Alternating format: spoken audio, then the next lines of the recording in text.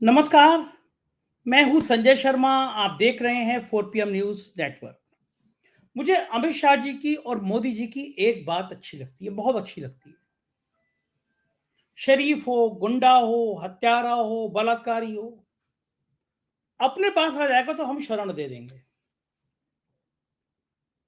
Bharatiya Janata party की washing machine में डालेंगे, इधर से डालेंगे, उधर से साफ-साफ निकाल देंगे।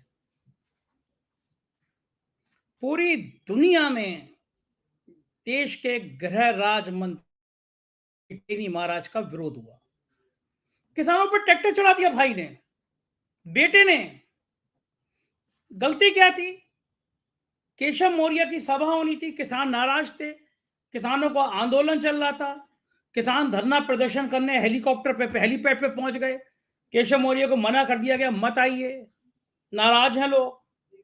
किसान वापस लौटने लगे, चलो ठीक है, हमने विरोध किया, नेता नहीं आया। राजनीतिक विरोध ऐसे ही होते हैं। लेकिन साहब, जब बाप देश का गृह राज्य मंत्री हो तो बेटे का तो खून उबाल मारेगा। इतनी हिम्मत, इतनी हैसियत, हमारे बाप के कार्यक्रम को विरोध कर दें। बस देश के गृह राज्य मंत्री के बेटे को गुस्सा आ गया कि ये 2 कौड़ी के किसान, इनकी इतनी हैसियत। थार गाड़ी निकाली। किसानों को पता ही नहीं था कि एक गुरूर में बैठा हुआ मंत्री का बेटा, सत्ता के अहंकार में बैठा मंत्री का बेटा, नशे में डूबा मंत्री का बेटा इतना निर्मम हो जाएगा कि जलियांवाले बाग की जैसी घटना कर बैठेगा। पीछे से थार गाड़ी आई और किसानों पर चढ़ती हुई चली गई। मौके पर ही किसान मर गए, कई किसान मर गए। देश भर में हल्ला हो गया। मंत्री ने पहले कहा मेरे बेटा था ही नहीं, मेरा बेटा तो वहां था। लेकिन बाद में जब मामला सुप्रीम कोर्ट तक पहुंचा, कमेटी बनी, तब पता चला मंत्री का बेटा तो था। महीनों तक जेल में रहा। यह बात अलग है कि जेल भी लिए, उसके लिए आराम गाती जब बाप देश का गृह राज्य मंत्री हो। और बाप भी कम नहीं था, जब गृह राज्य मंत्री बना था तब हत्या का मुकदमा चल रहा था। सोचिए आप, ये भारत जैसे देश में ही संभव है कि जिस आदमी पे हत्या का मुकदमा पेंडिंग है वो देश का गृह राज्य मंत्री बन जाए। पूरी दुनिया में विरोध हुआ कि किसानों पर इस तरह बेरहमी से गाड़ी चलाने वाले को टिकट कैसे दिया जा सकता है। लेकिन टेनी महाराज को इस बार भी टिकट मिल गया। किसान गुस्से में, किसान नाराज हैं, हो तो अपने घर बैठे। मोदी जी को कब किसानों की परवाह। पिछली बार किसान आंदोलन हुआ था, 1000 किसान मर गए, 800 किसान मर गए। लगा कि अब चुनाव में असर पड़ेगा तो मोदी जी ने कह दिया तपस्या में कमी रह गई थी, किसान बिल वापस। लेकिन किसानों को उम्मीद थी कि इस बार भी जब आंदोलन हो रहा है तो टेनी महाराज को तो टिकट नहीं मिलेगा। लेकिन मैंने कहा ना, हमारा होना चाहिए अपना आदमी, चाहे अपराधी हो, चाहे हत्यारा हो, डकैत हो, कोई हमारा होना चाहिए। टेनी महाराज को लखीमपुर से टिकट मिल गया। क्या स्थिति रहेगी टेनी महाराज की? मेरे साथ बातचीत करने के लिए राशिद जहीर हैं। उत्तर प्रदेश की राजनीति को बहुत करीब से देखते हैं, ये पत्रकार बड़ी बेबाकी से बोलते हैं। राशिद जी, बहुत बहुत स्वागत है आपका। किसी को उम्मीद नहीं थी कि टेनी को टिकट मिल जाएगा, क्योंकि टेनी का वहां विरोध बहुत था। किसानों को लग रहा था कम से कम मोदी जी को यह ख्याल तो आएगा कि सुप्रीम कोर्ट की बनी कमेटी ने भी बेटे को, जिसको गुनाहगार बनाया है, जो बाप झूठ बोल रहा था अपने अभियुक्त बेटे को बचाने के लिए। कायदे से तो होता ही है कि जब आप सबूत छुपाने के दोषी माने जाते हैं तो आप भी उसी धारा में मुलजिम होते हैं। लेकिन देश के गृह राज्य मंत्री को कौन मुलजिम बनाता? डीजीपी तक सलाम करता है। आज टिकट फिर मिल गया।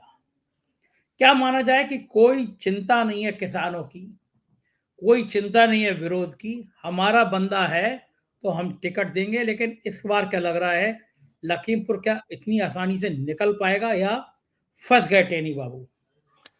संजय सर, लखीमपुर पे बहुत छोटी सी जातीय या चुनाव के मद्देनजर टिप्पणी करने से पहले मैं 2 बात और कहना चाहता हूं। ये तमाम बातें जो आपने कही हैं, मैं आप ही के चैनल से, आप ही के मुख से निकली हुई पुरानी बात में खो गया। किसी जमाने में जब एक भारतीय जनता पार्टी का नेता आपके पास आया, आपने उसका नाम नहीं बताया, तो उसने कहा कि मैं मोदी जी से मिला था, तो मोदी जी ने यह पूछा कि लोग मेरे बारे में क्या सोचते हैं। मैं सुनता था आपको, तो उन्होंने कहा जी आपने ये काम कर दिया या आपने ये कर दिया है, दुनिया भर आयुष्मान और 5 किलो चावल। बोले और बताओ, और बताओ, और बताओ। तो फिर आपसे उस नेता ने कहा जो आपने हम लोगों को बताया कि आप कुछ नहीं जानते, ये जनता मुझे दरअसल भगवान मानती है। भगवान मानती है। अब जनता भगवान मानती है, विष्णु का अवतार तो एक बहुत बड़े आदमी ने भी कहा, जो मंदिर से जुड़ा हुआ व्यक्ति है। इसको साइड में कर दीजिए। पूरा देश इस बात के बारे में वाकई जानता था कि कम से कम इतनी ज्यादा तो मैं समझता हूं गैरत मौजूद होगी कि टेनी का टिकट कट जाएगा। लेकिन फिटाई और बेशर्मी, और मैं कह सकता हूं कि बहुत ज्यादा बेगैरती का प्रदर्शन करते हुए ये बताया कि देखिए, अगर हम आज के रावण को भी टिकट दे देंगे, यू हैव टू, आप मजबूर हैं, आप वोट देंगे, चूंकि आपको हमने अफीम चटा दी, धार्मिक अफीम चटा दी है। मैं माफी चाहूंगा, मेरे शब्द कठोर हो सकते हैं, धार्मिक पशु बना दिया है। अब इनको साइड में रख दीजिए। इसी टैनी ने मेन स्ट्रीम मीडिया के चैनल पर आकर दावे के साथ कहा था कि धरोरा बराबर वाली सीट और इनको सबको मिला के सारी सीटें जीतूंगा। और देश ने देखा था सर, 5 किसानों की बात आप कर रहे थे, 732 किसान मर चुके, देश ने कब देखा? हमें वोटर्स को, दर्शकों को जब धार्मिक पशु बना दिया जाएगा, तो आप ये उम्मीद मत कीजिएगा कि जनाबे मन एक बेहतरीन स्वस्थ लोकतंत्र की उत्पत्ति हमारे माध्यम से होगी। हमारे समाज को तो कुछ और बना दिया गया। एक बात ऐसे ही हिटलर के समय भी बता दिया गया था आम जन को, उसका जो प्रचारक था ना, जो प्रचार मंत्री था, उसने ही बता दिया था कि ये जो काम कर रहा है, ये काम बिल्कुल मानो कि भगवान कर रहा है। तो इस वक्त मोदी जी से मुंह से निकलने वाला एक शब्द गीता के श्लोक ना बता देंगे, इसको खत्म कर दीजिए। ये तो है धरातल की स्थिति। मैं आपको एक बात अखिलेश यादव पे लेकर जाना चाहता हूं। आपके ही एक प्रोग्राम को फिर कोट करूंगा। आपने कहा था कि उत्तर प्रदेश के अंदर अगर जातीय समीकरण को देखते हुए इंडिया गठबंधन ने टिकट का वितरण ऐसा कर दिया कि अपर समाज को देते हुए टिकट कर दिया, तो शायद अपर समाज कुछ कट जाएगा और मेरे ख्याल से अखिलेश यादव और इंडिया गठबंधन जीत जाएगा। कुछ इस प्रकार की बात आपने कही थी कि सीटें आ जाएंगी। लेकिन अखिलेश यादव हमसे एक कदम आगे निकले। पिछली सीट पर जाइए, उन सीट पर 29-31 लोगों पर उस आदमी ने वो देख लिया जो मैं नहीं देख पा रहा था, जो संजय सर शायद आप भी नहीं देख पा रहे थे। उसने ओबीसी को टारगेट किया है। आज मैं एक लाइन की बात आपसे और कहूंगा, मैं रहूंगा तो लखीमपुर खीरी, लेकिन आधे मिनट में आपको बिहार लेकर चलना चाहता हूं। बिहार में 36% अति पिछड़ा वोट है।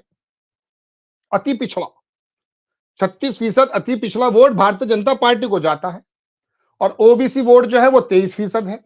वो ज्यादातर जाता है राष्ट्रीय जनता दल पर। यानी कि अभी तक जितनी लड़ाई लड़ रहे हैं राष्ट्रीय जनता दल और तमाम विपक्षी नेता, वो मालूम है कहां लड़ रहे हैं?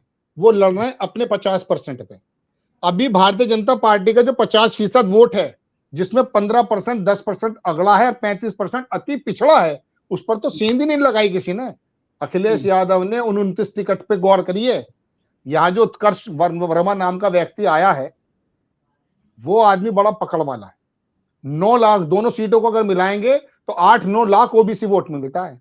दलित भी लगभग 3.25, 3.5 या 4 के करीब होगा। मैं फिगर में थोड़ा ऊपर नीचे हो सकता हूं, लेकिन मैं बता रहा हूं मुस्लिम वोट भी है। इस वक्त जो उत्कर्ष वर्मा को जो टिकट मिलने की बात बताई जा रही है, हो भी गया गालिबन, वो एक ऐसी चीज है कि अखिलेश वर्मा अपर समाज को तो देंगे ही टिकट, अखिलेश यादव सॉरी, उन्होंने जो ओबीसी में वहां सेंध लगाई जो इनकी बिल्कुल बेहतरीन जोन है।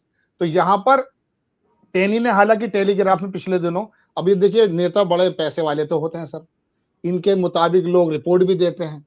आनंद बाजार पत्रिका का टेलीग्राफ इनके बारे में कह रहा कि जबरदस्त काम है। हालांकि इनका जो बिरादरी का मत है वो थोड़ा कम है, 2.5-3 लाख होगा, लेकिन उसके बावजूद ये 2-2, 3-3 लाख से जीतते आए हैं। वजह उसकी है कि धर्म की आंधी चला रखी है। और एक बात मैं खीरी के बारे में और बताऊंगा। एक पत्रकार थे मेरे साथ, किसी जमाने में बैठते थे, बहुत जमाने से दिखे नहीं, नाम जहन से निकल रहा है। उन्होंने कहा था कि उत्तर प्रदेश को लखीमपुर खीरी वाहिद अकेला जिला ऐसा है 14,000 करोड़ रुपए का राजस्व देता है। लगभग वहां पर जो मील बताए गए थे, बहुत सारे मील, अनगिनत मील हैं वहां पर, और तमाम चीजें बताई गई। बड़ी जबरदस्त जरखेज इलाका है। लेकिन इस इलाके को किस प्रकार से भारतीय जनता पार्टी ने अपनी चपेट में ले लिया, लेकिन देश देख रहा है। ये धीरे धीरे छोटे छोटे डेंट है ना, ये मोदी जी अपनी पर्सनैलिटी में लगा रहे हैं सर। जब आपने अपने आप को भगवान सोचा था ना कि मैं भगवान बता रहा हूं, आप टैनी को और इन लोगों को ला करके धीरे धीरे बता रहे हैं। एक खाली सुराख से कश्ती नहीं डूबा करती। कभी कभी जब बहुत सारे अनगिनत सुराख हो जाते हैं ना, तो उस वक्त वो जहाज भी डूब जाता है। तो एक ये सारे सुराग मिलकर के छोटे छोटे, चूंकि आपने सोच लिया मैं तो भगवान हूं, मैं किसी का भी टिकट काट दूंगा, हेमा मालिनी अपने क्षेत्र में आए ना आए मैं उनको फिर दे दूंगा। तो ये इनके बात हो सकती है, इन्होंने किसी हद तक रीड भी कर रखा है हम लोगों को, आम दर्शकों को, लेकिन उसके बावजूद भी एक बात बता दूं मैं आपको, ये रीड करने में उस वक्त माहिर नहीं होंगे जब हकीकत में पेट की भूख दिमाग की सारी सोचें बुला देगी। और हमारा देश लोकतंत्र के एतबार से सर वहीं जा रहा है। लखीमपुर सीट के बारे में तो मैं बताऊं 9 लाख 8-9 लाख के करीब मैंने दोनों सीटों का बताया आपको। यहाँ पर ये है उत्कर्ष वर्मा अच्छी फाइट देंगे, लेकिन फिर भी ये बात कहने में मैं बिल्कुल संकोच नहीं करूंगा कि टैनी की हालत अच्छी है, वहां टैनी की हालत अच्छी है वहां पर।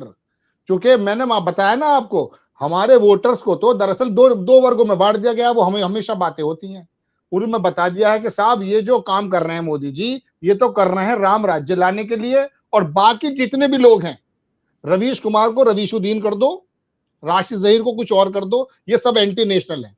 अब अगर हम तथ्य के साथ अपना कलेजा भी निकाल के रख देंगे इन फ्रंट ऑफ देम कि भगवान ऐसी बात नहीं है, लेकिन नहीं, तेरा नाम राशिद जहीर है, तेरा नाम रवीश कुमार है, तेरा नाम संजय शर्मा है, तू गलत कह रहा है, तू एंटी नेशनल है। तो ये एक ऐसी जब चढ़ा दी गई है, देखते हैं देश किस वे में जाता है। लेकिन ये सीट जो है, इसमें कोई दो राय नहीं है कि थोड़ा सा टैनी का जो वो कॉन्फिडेंस है, वो मोदी जी का भी कॉन्फिडेंस है। जी आप तो आज आपको शेर सुना नहीं रहे हैं, तो मुझे वो शेर याद आ गया कि टैनी के लड़के का वो गुरूर देखे, किसानों पे हत्या देखकर, किसानों का खून देखकर, कि जब तुमने मैं होता है मैं गड़बड़ कर जाऊं, क्योंकि मुझे शब्द आपकी तरह याद नहीं रहते। नहीं, आप आपको बता दीजिए, मतलब आप समझ जाएंगे। आप गड़बड़ करूं तो ठीक कर देना आप, कि जब तुमने चुना ही है उसको कत्ल का हुनर देखकर, जब तुमने चुना ही है उसको कत्ल का हुनर देखकर, तो क्यों दुखी हो फिर लाशों का शहर देखकर। बिल्कुल सही बात, तो सही आप बात। ऐसे लोगों को जब चुनेंगे, तो फिर वो क्या करेंगे, क्या कारनामे करेंगे, तो उसमें फिर दुखी होने वाली बात भी नहीं है। लेकिन राशिद जी, बिल्कुल सही। पूरे देश के किसानों को ये मैसेज नहीं है। किसान लगातार शंभू बॉर्डर पे आंदोलन कर रहे हैं, उन पे बर्बरता पूर्वक आंसू गैस के गोले छोड़े जा रहे हैं, लाठियां तोड़ी जा रही हैं। ये इधर किसान परेशान है, उधर अंबानी के घर पे जश्न बहार है। एक एयरपोर्ट को 10 दिन के लिए नेशनल एयरपोर्ट बना दिया गया है, प्रधानमंत्री जी के करीब ही है इसलिए। इस देश के किसानों को दर्द नहीं होगा ये, कि जो इंसान जिसका बेटा हमारे किसानों के ऊपर गाड़ी चढ़ाने का दोषी है, सुप्रीम कोर्ट तक मामला पहुंचा। सुप्रीम कोर्ट नहीं होता तो ये तो छूट गया होता, अब तक दोबारा गाड़ी चढ़ा चुका होता। सुप्रीम कोर्ट ने कम से कम इतनी इज्जत रखी, जांच हुई, जांच एक ईमानदार कमेटी को मिली जिसने पाया कि हाँ भाई साहब ने गड़बड़ करी है। लेकिन देश के बाकी किसानों को ये खतरनाक मैसेज नहीं होगा क्या राशिद भाई? संजय सर, इसका तो जवाब ये है, और मुझे मजबूरन बहुत सच बोलने की आदत है, कि पिछले विधानसभा चुनाव में लखीमपुर खीरी हो या हाथरस हो, प्रियंका गांधी और राहुल गांधी वो सड़क पर उतर के नजर आए, आगरे में भी वो गए। लेकिन ईमानदारी से बताइए 2022 में सबसे बुरा हाल किस पार्टी का था? कांग्रेस का था। अब रही बात किसानों की, किसानों पे पूरा देश रोया है, रोएगा भी। लेकिन ईमानदारी से मैं बता दूं आपको, मैं माफी चाहूंगा क्योंकि मैं वेस्ट यूपी से ताल्लुक रखता हूं, मेरा बचपन गुजरा, मेरी जवानी भी गुजरी इनमें, लगभग जवान तो हूं अभी तक। तो मैं ये जानता हूं कि इन लोगों के हालात क्या हैं। मैंने बहुत पहले आपके प्रोग्राम में कहा था कि गन्ना किसान जो है वो इस समय भारतीय जनता पार्टी के खिलाफ जा रहा है, लेकिन आलू किसान जो है वो भारतीय जनता पार्टी में जा रहा है। गुर्जर समाज जो खेती किसानी से जुड़ा हुआ है वेस्ट यूपी में, जाट समाज जो खेती किसानी से जुड़ा हुआ है वेस्ट यूपी में, पूरा गुर्जर समाज भारतीय जनता पार्टी पे गया।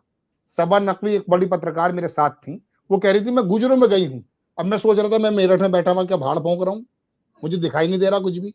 तो सारे गुर्जर वहां चले गए, और लोक नीति का डाटा मैं आपके सामने पहले भी अर्ज कर चुका कि वेस्ट यूपी का अगर मैं बात करूं तो वो तमाम जाट और वो किसान से जुड़े हुए लोग 2017 से ज्यादा 2022 में भारतीय जनता पार्टी के पास गए थे, जबकि किसान आंदोलन में 732 और 380 दिन का वो हुआ था, ये आंदोलन हो गया था। मैं आपको बता रहा हूं ना, इसकी सिर्फ एक काट है। माफी चाहूंगा, काशीराम ने सोच लिया था, लोहिया ने सोच लिया था, जेपी ने सोच लिया था। वो सोच ये थी कि परसेप्शन तो होते हैं, कभी कभी बोफोर्स का मुद्दा पूरे देश में छा जाता है, लेकिन वो जमाने के लोग और आज के लोग बिल्कुल अलग हैं। आज के लोग और पुराने लोग अलग हैं। पहले एक बोफर्स के मुद्दे पे वीपी सिंह सरकार उखाड़ देते हैं, लेकिन आज के लोग जो है ना बड़े बड़े मुद्दों को इतनी आसानी से भूल जाते हैं, क्योंकि सामने जो है ना प्रधानमंत्री के भेष में कोई पंडित बैठा है। अरे आपने और मैंने और लोगों ने आवाज उठा ली, वरना वो तो खुद ही जा रहे थे वहां। प्रतीकात्मक की तो बने हैं वहां पर, पूजा वूजा करने का जो जो भी काम होता है वो तो खुद बन गए थे वहां पर। तो कहने का मतलब सर ये है कि किसानों का दर्द हो, नौजवानों का दर्द हो, या किसी और जो है लोगों का दर्द हो, ये दर्द नहीं दिख रहा है लोगों को अभी। उन्हें तो कुछ और ही दर्द दिखाई दे रहा है। उनको तो लग रहा है कि विष्णु का अवतार आ चुका है। जी बिल्कुल ठीक बात है। बीच में चौधरी पुष्पेंद्र सिंह जी हमारे साथ जुड़ गए हैं। पुष्पेंद्र जी, लखीमपुर में आपने बड़ा संघर्ष किया था किसानों के ऊपर गाड़ी चढ़ाने वाले मामले में, लेकिन फिर टेनी महाराज को टिकट है। कैसा लग रहा है आपके दिल को, कैसा लग रहा है? आप किसान के बड़े करीबी हैं, पढ़े लिखे किसान नेता हैं, आपके लेख दुनिया भर के अखबारों में छपते हैं। कैसा लग रहा है यार टेनी का टिकट देखकर? देखिए, ये तो जो ढीठता होती है ना, और बेशर्मी होती है, लोकतांत्रिक बेशर्मी इसका नाम दिया जा सकता है। कि भाई लोकतांत्रिक क्या, लठतंत्र वाली बेशर्मी है ये। इतनी बड़ा कांड जिसने अंजाम दिया, उसको भी आपने जो है टिकट देने का काम कर दिया, पहली बात। लेकिन इसके पीछे एक भय भी मुझे दिखाई दे रहा है कि किसान आंदोलन एक पंजाब में जो चला हुआ है, बॉर्डर पे किसान बैठे हुए हैं, और उस चीज को, उसमें आपको किसानों के सामने एक तरीके से घुटने टेकते हुए वापस लेने पड़े थे कानून, उस चीज को एक्नॉलेज कर देंगे अगर आप इसका टिकट काट देंगे। ये भी एक साइकोलॉजी इनकी इसके पीछे हो सकती है। जैसे कि अभी पहलवान आंदोलन के जो दूसरे इनके सूरमा है, और ब्रजभूषण शरण सिंह, उसका अभी फिलहाल होल्ड पर है, उसमें कोई निर्णय नहीं हुआ है। तो आशा है कि उसका टिकट कटेगा। और ओवरऑल जो मैंने इसको स्टडी किया, एक तो जो कांग्रेस का जातिगत जनगणना वाली बात है, उसका जो है सामाजिक न्याय वाली जो बात है, उसका कहीं ना कहीं इनके ऊपर असर दिखाई दिया है। तभी आपने भी देखा होगा, बहुत तजुर्बेकार है, कभी भी लिस्ट में ये नहीं बताया जाता था कि इतनी जाति इसकी, इतनी जाति इसकी, इतनी जाति। इस बार इन्होंने इतनी महिलाएं हैं, इतने युवा हैं, इतने एससी हैं, इतने एसटी हैं, इतने ओबीसी हैं, इस तरह की गणना की पहले तो यानी कि उस दबाव को ये दिखा रहे हैं काउंटर करने के लिए। देखिए, हमने एक ऐसा बुक्के सजाया है, ऐसा गुलदस्ता सजाया है जिसमें हमारे पास सारी चीजें हैं। पहली बात तो है ये। तो ये भी इनके कहीं ना कहीं उस प्रेशर को रिलीज करने का, या उस प्रेशर का जवाब देने का, जो राहुल गांधी और कांग्रेस लेके चल रही है, जातिगत जनगणना वाला, उसका एक तो दिखाई देता है। और बाकी जो 51 है, 51 में आपने देखा होगा, 51 में से शायद 4 या 5 का ही इन्होंने,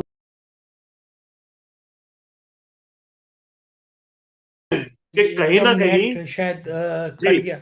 जी हाँ जी, पुष्पेंद्र जी बताइए। हाँ, जो 51 लोग हैं उनका जो उत्तर प्रदेश में घोषित किया है, उसमें से इन्होंने जो है लगभग 4 या 5 टिकट काटे हैं, जिससे ये भी पता लग रहा है कि बाकियों का टिकट काट के ये अभी अर्ली बगावत जो शुरू हो जाती है, उसको नहीं करना चाहते।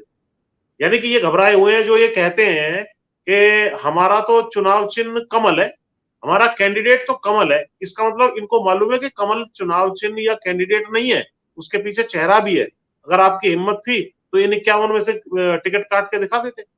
जो इन्होंने रिपीट किए हैं उसमें भी, जैसे हेमा मालिनी को रिपीट कर दिया, उसका क्या कंट्रीब्यूशन, आज तक उसने कौन सा भाषण दिया है, कितनी उनकी हाजिरी मथुरा में है, कितने लोगों के काम उन्होंने मथुरा में कराए। बिल्कुल वो जिसको कहते हैं arm chair sitting in Bombay है, आर्म चेयर एमपी बनी हुई है। तो इस तरह के हैं। अच्छा, जो वेस्टर्न यूपी की यदि हम बात करें, तो वेस्टर्न यूपी में आप देख रहे हैं कि भाई राष्ट्रीय लोकदल का जब से गठबंधन हुआ है, तो एक इन्होंने सोचा कि भाई, एक तो पहले ही जाटों ने कहीं ना कहीं, जो विशेषकर इनके समर्थक राष्ट्रीय लोकदल के, उनमें एक नाराजगी देखी जा रही है, किसानों में एक नाराजगी पहले से ही है, ऊपर से किसान आंदोलन हो गया। तो इस नाराजगी के चलते इन्होंने कहा भाई ठीक है, जो जहां पड़ा है उसको वहीं पड़े रहने दो, ज्यादा अदल बदल करोगे तो कहीं ऐसा ना हो कि ये भी ये बात जो है इसको ये डिस्टर्ब कर दें, सारी चीज को ये डिरेल कर दें। जी ये बात बिल्कुल बिल्कुल ठीक कह रहे हैं आप। और अब से कुछ ही मिनटों बाद आप बने रहिएगा, पुष्पेंद्र जी और राशिद जी हमारे साथ रहेंगे। हम लोग मुजफ्फरनगर की सीट का समीक्षा करेंगे। बहुत बहुत शुक्रिया पुष्पेंद्र जी, राशिद जी, आपने समय दिया। कुछ मिनट बाद हम लोग मुजफ्फरनगर चलेंगे। बने रहिए 4 PM को, सब्सक्राइब करिएगा, ज्वाइन करिएगा। Thank you.